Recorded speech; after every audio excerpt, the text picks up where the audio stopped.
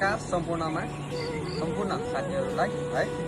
आज चाहिँ हामी तपाईँलाई देखाउन चाहँदैछौँ यो समर्पित प्राली स्थान 2068मा हाम्रो यो घर निर्माण भएको है।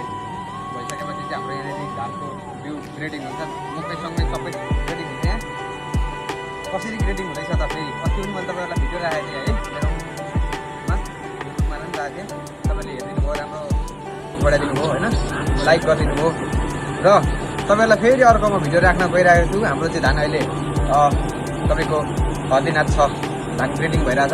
आउनुहोस् तपाईँहरूलाई म घर गरेको धानहरू फेरि देखाउन चाहन्छु एकपल्ट। आउनुहोस्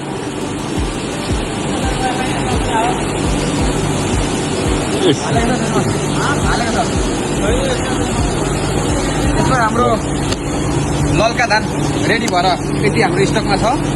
सँगसँगै यता हामीसँग अर्को धान पनि रेडी भएर बसेको छ, रन्जित बनेको छ है। यता अर्को तपाईँको सेमुन सब देखाउनुहोस्, यहाँनिर हर्दिनाथ छ, देखाउनुहोस्। सँगसँगै यहाँ बोरा सिलाउने मिसिन काम हुन्छ। अब उतैबाट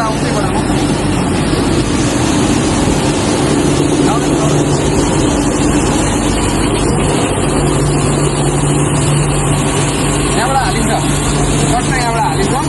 सँगसँगै हाल्दै गएपछि तपाईँको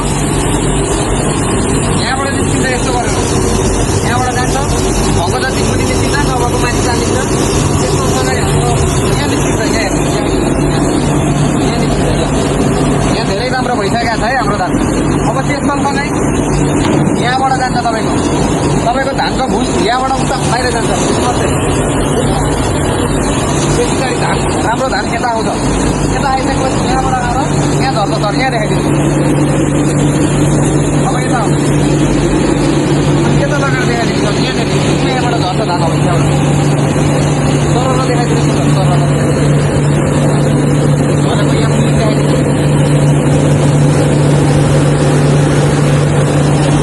हो त्यहाँबाट झरेपछि फेरि माथि जान्छ, हेर्नु माथि जान्छ, त्यहाँ माथि गरेर यहाँनिर आउँछ। हेर्नु यहाँ आउँछ, यहाँनिर एकदम भरिसकेको छ है। त्यस पछाडि चाहिँ चट्ट बोरा थाप्ने, बोरा थापेर चाहिँ यसलाई यता घुमाउने, सररै धान झर्छ। त्यसपछि यहाँ लाने, जोड्ने, जोडिसकेपछि यहाँनिर सररै सिलाउने, ट्र्याक्टर राख्ने। ल धन्यवाद सबैजनाले साथ दिनु होला, सपोर्ट गरिदिनु होला, लाइक गरिदिनु होला, कमेन्ट गरिदिनु होला। र अन्तिममा चाहिँ एउटा कुरा गाइज, तपाईँहरू घरमा कुन धान रोप्नुहुन्छ त्यो धान चाहिँ तपाईँहरूले कमेन्टमा गर्नै पर्छ है गाइज। तर घरकै रोप्नुहुन्छ कि कुन धान रोप्नुहुन्छ एकदम कमेन्टमा चाहिँ गर्नुपर्छ है। धन्यवाद।